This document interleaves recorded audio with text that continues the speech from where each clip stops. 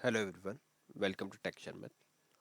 आज के सेशन में हम एसक्यूएल आरपीजीली के कर्सर्स के बारे में समझेंगे कि कर्सर्स क्या होते हैं, कितने टाइप के कर्सर्स होते हैं और एक एक करके हम हर टाइप के कर्सर का एग्जांपल यहाँ पे क्रिएट करेंगे और उसका आउटपुट चेक करेंगे। ठीक है, तो आज वाले इस सेशन में जो हम डिस्कस कर रहे हैं वो है सीरियल कर्सर। कि सीरियल कर्सर क्या होता है, उसकी नीड कब होती है और उसको जब हम एसक्यूएल आरपीजीली में यूज़ करते हैं तो वो प्रोसेस क्या रहता है। ठीक है, तो पहले रिक्वायरमेंट समझते हैं। रिक्वायरमेंट समझाने के लिए मैं क्या करूँगा, आपको पहले एक डेटा दिखाता हूँ अपने जो टेबल में डेटा मैंने स्टोर किया हुआ है। Select star from Sharmit one, मेरी लाइब्रेरी का नेम है स्लैश टेबल वन। तो ये हमारा टेबल है। ठीक है, अभी क्या है, यहाँ पे बहुत सारे रिकॉर्ड है। तो अब तक जो भी हमने एसक्यूएल आरपीजीली में डेटा फैच किया था उसमें हम क्या कर रहे थे, हम या तो एक ही रो को फैच कर रहे थे, फैच फर्स्ट रो ओनली करके, है ना। हमने ये एग्जाम्पल्स ट्राई किए थे, या फिर जस्ट एक सिंगल वैल्यू को हम उसमें फैच कर रहे थे। बट सपोज आपके पास रिक्वायरमेंट ऐसी है कि आपको ये पूरा कॉलम ही अपने प्रोग्राम में रीड करना है। कि जैसे इस टेबल में से हम मान लेते हैं कि हमारे को एम्प्लॉय आईडी है, तो ये सारी एम्प्लॉय आईडी हमारे को हमारे प्रोग्राम में डिस्प्ले करवानी है। तो इसका मतलब क्या, मल्टीपल रोज हमारे को चाहिए प्रोग्राम में। तो जब भी आपको मल्टीपल रोज को फैच करना हो एसक्यूएल आरपीजीली प्रोग्राम में, तो उस केस में हम बनाते हैं कर्सर। कर्सर क्या करे, कर्सर बनाने के बाद में आप उस कर्सर से वन बाय वन ये रोज को फैच कर सकते हो। तो इन शॉर्ट आप ये कह सकते हो कि जब भी आपको किसी टेबल से मल्टीपल रोज को फैच करना हो, मल्टीपल डेटा को रिट्रीव करना हो, तो उस केस में हमारे को कर्सर बनाना पड़ता है। ठीक है, अब बात करते हैं सीरियल कर्सर की, जो इसमें हम डिस्कस कर रहे हैं। ठीक है, उसके डिफरेंट डिफरेंट टाइप होते हैं। स्क्रॉलेबल कर्सर होता है, सीरियल कर्सर होता है ना। वो हम एक एक करके समझेंगे, बट अभी हम इस सेशन में जो देख रहे हैं वो है सीरियल कर्सर। तो जैसा इसका नेम इंडिकेट कर रहा है, सीरियल कर्सर क्या करेगा, जो भी, या आप इसको बोल सकते हो सिक्वेंशियल कर्सर भी। तो ये क्या करेगा, एक सीक्वेंस में आपका डेटा रिट्रीव करेगा। जैसे जो फर्स्ट रिकॉर्ड होगा उसको पहले पिक करेगा, फिर सेकंड को, फिर थर्ड को, ऐसे वन बाय वन ये रिकॉर्ड फैच करता है। इसका मतलब ये नहीं है कि जैसे यहाँ पे मैंने आईडी 1 2 3 दी है तो वो उस अकॉर्डिंग चल रहा है। ये उस अकॉर्डिंग चलेगा कि कैसे आपने इसमें डेटा स्टोर किया हुआ है पहले। इसका भी मैं एग्जांपल के साथ में बताऊंगा कि कैसे ये डेटा रिट्रीव करा। हम दो टेबल पे एग्जांपल ट्राई करेंगे। तो आपको नीट क्लियर हुआ कि जब भी आपको मल्टीपल रोज को फैच करना है किसी प्रोग्राम से, किसी टेबल से प्रोग्राम के अंदर, तो उस केस में हम यूज़ करेंगे कर्सर का। अब कर्सर को यूज़ कैसे करते हैं ये देखते हैं। तो जैसे उससे पहले मैं आपको प्रोग्राम दिखाऊं, मैं आपको बताता हूँ कर्सर को यूज़ करने के तीन स्टेप होते हैं। तीन पार्ट में इसको आप डिवाइड कर सकते हो। पहला होता है कर्सर बनाना, जिसमें हम कर्सर को बनाते हैं। ठीक है, चार पार्ट रहेंगे। पहले हम कर्सर बनाएंगे, फिर उस कर्सर को ओपन करेंगे, उसमें से डेटा फैच करेंगे और फिर उसको क्लोज कर देंगे। ठीक है, तो मैं यहाँ पे अगर आपको पार्ट लिख के बताऊँ तो क्या हो गया, डिक्लेयर, ओपन, फैच और क्लोज। तो ये चार मेन पोर्शन रहेंगे जो कर्सर पे हम परफॉर्म करने वाले हैं। अब इसको देखते हैं प्रोग्राम के अंदर। तो प्रोग्राम मैंने यहाँ पे क्रिएट किया हुआ है, इसको समझते हैं। तो सबसे पहले तो हमने कांस्टेंट रखा, ये हम हर एसक्यूएल आरपीजीली प्रोग्राम में रखेंगे। ठीक है, इसी के थ्रू हम हमारा डेटा और क्वेरी वेरीफाई करने वाले हैं। तो यहाँ पे हमने क्या किया, कांस्टेंट बनाया है SQL state underscore valid name से, जिसमें 5 टाइम्स 0 को स्टोर किया हुआ है। इससे हम हमारी क्वेरी वेरीफाई करेंगे। बाद में हमने क्या किया, वेरिएबल डिक्लेयर किया हुआ है यहाँ पे। तो सेट किया मैंने एक W underscore E M P I D नाम से एक वेरिएबल बनाया, जिसका टाइप रख दिया मैंने जोन 9। तो ये आप अपने टेबल के कॉलम के अकॉर्डिंग डिफाइन कर सकते हो। जैसे अगर हमको इसका F4 करके इसका डेटा टाइप और लेंथ दिखाऊं तो ये इंटीजर 9 था, तो उस अकॉर्डिंग मैंने यहाँ पे जोन 9 डिक्लेयर कर दिया। फिर हमने कमिटमेंट कंट्रोल को सेट किया है कमिट नन पे। अब यहाँ से हमारा मेन प्रोसेस स्टार्ट होता है। तो यहाँ पे हम क्या करेंगे, पहले कर्सर बनाएंगे। कर्सर बनाने के लिए क्या करना होगा, डिक्लेयर करने के लिए क्या करना होगा, आपको लिखना है exec SQL, जिसका मीनिंग है एग्जीक्यूट SQL। फिर हम लिखेंगे डिक्लेयर। डिक्लेयर के बाद में आपको कर्सर का नेम देना होगा। मोस्टली क्या होता है, आप लोगों ने जो भी इंटरनेट पे एग्जांपल्स वगैरह देखे होंगे उसमें क्या होगा, वहाँ पे C1 लिखा होता है। बट C1 लिखना एक गलत अप्रोच है, क्योंकि हम हमेशा ऐसा मीनिंगफुल नेम देंगे उस कर्सर को जिससे आपके कर्सर के नेम से ही पता चल जाए कि आप एक्चुअल में उस पर क्या परफॉर्म कर रहे हो। तो मैं यही रिकमेंड करूंगा कि आप हैबिट ऐसी बनाओ कि जो भी आप कर्सर का नेम दे रहे हो वो प्रॉपर मीनिंगफुल होना चाहिए। जैसे यहाँ पे अगर आप चाहो C1 भी लिख सकते हो, कर्सर 1। ठीक है, बट उससे बेटर है, अब यहाँ पे जो हमने इसको नेम दिया वो दिया है get E M P I D. तो इस नेम से ही आपको इंडिकेट हो रहा होगा कि ये क्या करेगा, ये एम्प्लॉय आईडी को गेट करेगा, फेच करेगा। तो इस तरह से आप कोई मीनिंगफुल नेम यहाँ पे दो। तो हम क्या करेंगे, एग्जैक एसक्यूएल लिखा, डिक्लेयर लिखा, फिर एक कर्सर का नेम देंगे। तो कर्सर का नेम दिया मैंने यहाँ पे गेट EMP ID। फिर हमें लिखना होता है कर्सर, ये कीवर्ड है कर्सर फॉर, और फॉर के बाद में आपका क्वेरी वाला पोर्शन आता है कि क्या डेटा फेच करना है। तो हमने क्या किया, पहले ये कीवर्ड है डिक्लेयर, गेट EMP ID है हमारा कर्सर का नेम, ये कीवर्ड है कर्सर, फॉर ये भी कीवर्ड है। अब यहाँ पे क्वेरी डाल दिया मैंने कि select employ ID from sharmit1/table1। तो ये एक्चुअल क्वेरी है, ठीक है। अब एक मैं यहाँ पे आपको ट्रिक बताता हूँ कि जब भी आप कोई SQL RPG पे कर्सर बना रहे हो तो आप इस क्वेरी को पहले रन करके देख लो कि आपकी ये क्वेरी प्रॉपर रन हो रही है क्या। तो हम क्या करेंगे, strSQL पे जाएंगे, इसको डायरेक्ट रन करेंगे। तो ये देखो डेटा ला रहा है, यही हमारे को प्रोग्राम में चाहिए। अगर और कॉलम होते तो आप उस अकॉर्डिंग यहाँ पे क्वेरी डालते, बट मुझे यही चाहिए था तो मैंने यहाँ पे डाल दिया, और ये हमारे एम्प्लॉय आईडीज ने फेच करके लाया। मतलब ये हमारी क्वेरी ठीक है। ऊपर का पोर्शन फिक्स रहेगा, declare get EMP ID cursor for, और यहाँ पे हमने क्वेरी स्पेसिफाई कर दिया। तो ये हो गया हमारा डिक्लेरेशन पार्ट कंप्लीट। यहाँ पे हमने डिक्लेरेशन खत्म किया। अब कर्सर बन गया, डिक्लेयर हो गया, तो अब उसको ओपन करना है।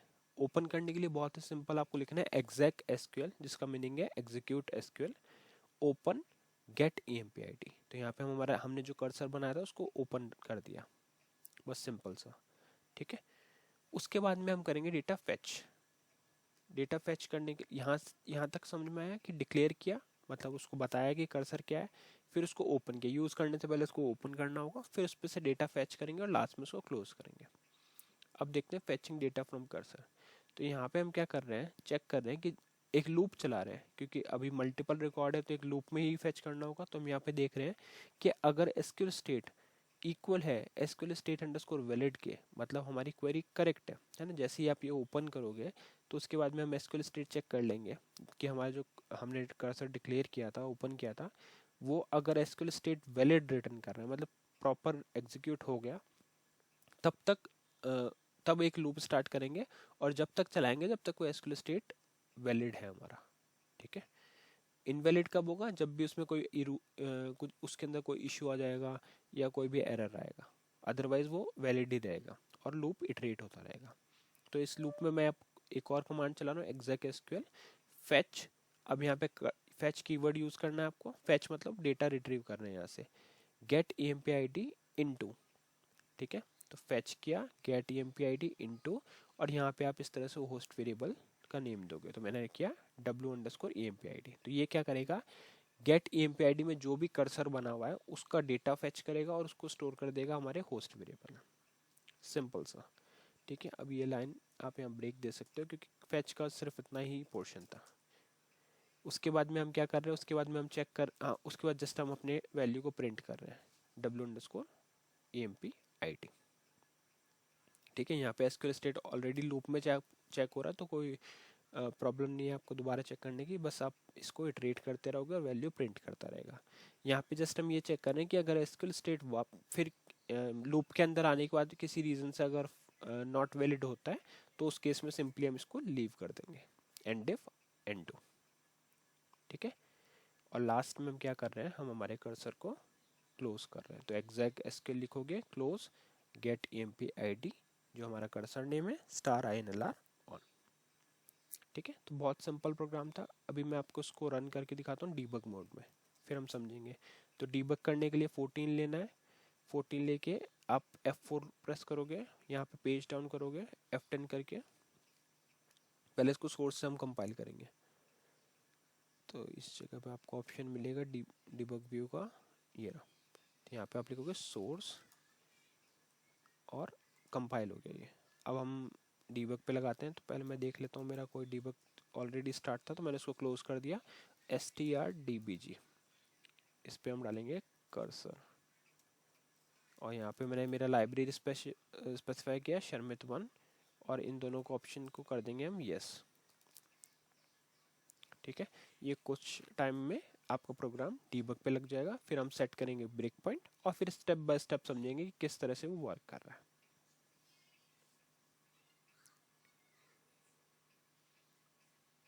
तो यहाँ पे हो गया ये डीबग मोड पे। अब इसको आप करते हैं BR1, जो सेट करेगा ब्रेक पॉइंट 1 पे, F10 किया, और अब इस प्रोग्राम को मैंने डायरेक्टली कॉल किया।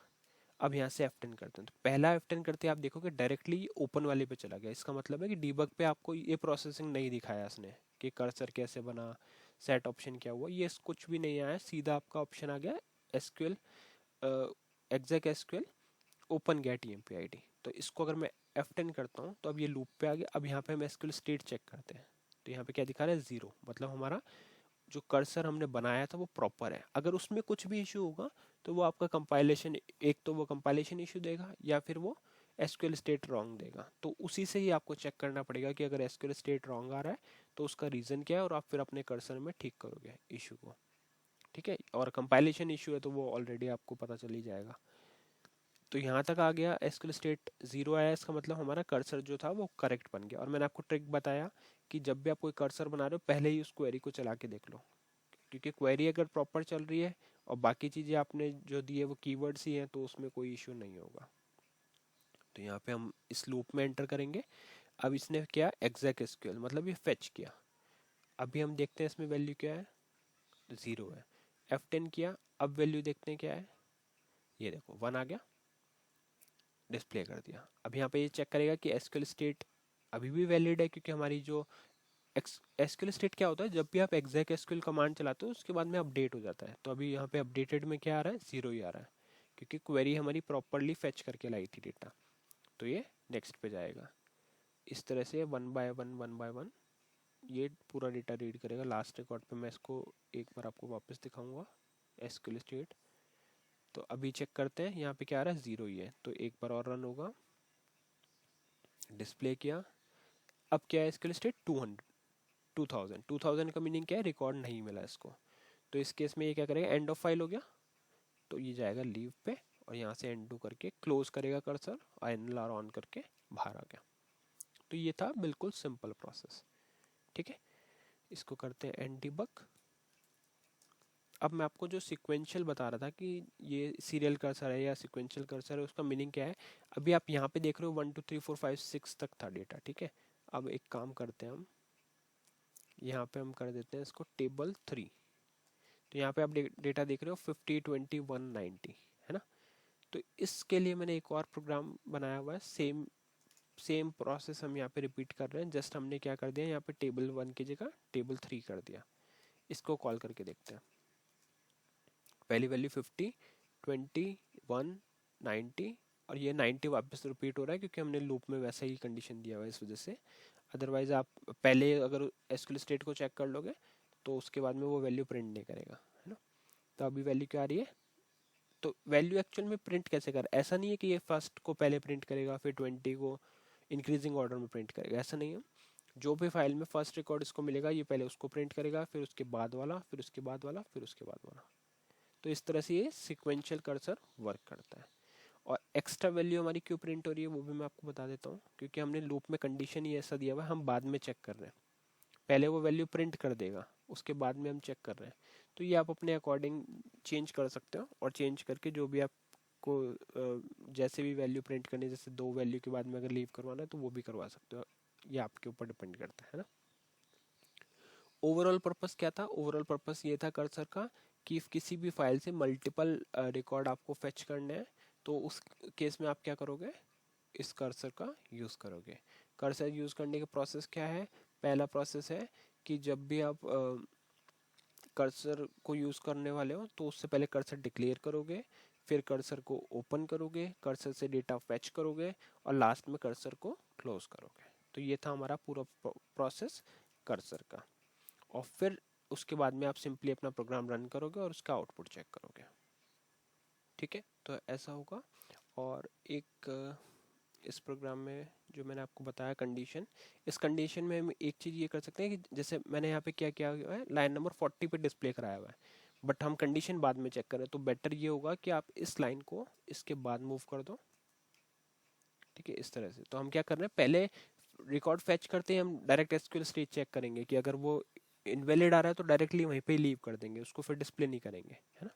यही बेटर अप्रोच होगा कि अगर आपका इनवैलिड है तो उस केस में उसको आप डिस्प्ले नहीं करोगे, और वैलिड है तो आप डिस्प्ले करोगे। तो यहाँ पे देखो 50 20 1 90, तो इस केस में 90 रिपीट नहीं हो रहा, क्यों नहीं हो रहा, क्योंकि अब हमने कंडीशन पहले चेक करी और रिजल्ट बाद में प्रिंट किया। तो अगर इसमें भी देखो मैंने यहाँ पे ये मूव कर दिया इसको, तो फैच होते ही हम पहले कंडीशन चेक कर रहे हैं, अगर वो किसी रीजन से इनवैलिड है तो डायरेक्ट लीव कर देंगे, डिस्प्ले नहीं करेंगे। डिस्प्ले उसी केस में होगा जब कंडीशन ट्रू है, ट्रू होगी तभी वो यहाँ से क्रॉस करेगा और उसको प्रिंट कर देगा। ठीक है, तो ये था ओवरऑल पर्पस अपने सिक्वेंशियल और सीरियल कर्सर का। बहुत इंपॉर्टेंट टॉपिक है ये, क्योंकि कर्सर के थ्रू ही आप मल्टीपल रिकॉर्ड फेच कर सकते हो। नेक्स्ट सेशन में हम और कर्सर्स के बारे में जानेंगे। तो इस सेशन के लिए इतना ही था। Thank you for watching texture math.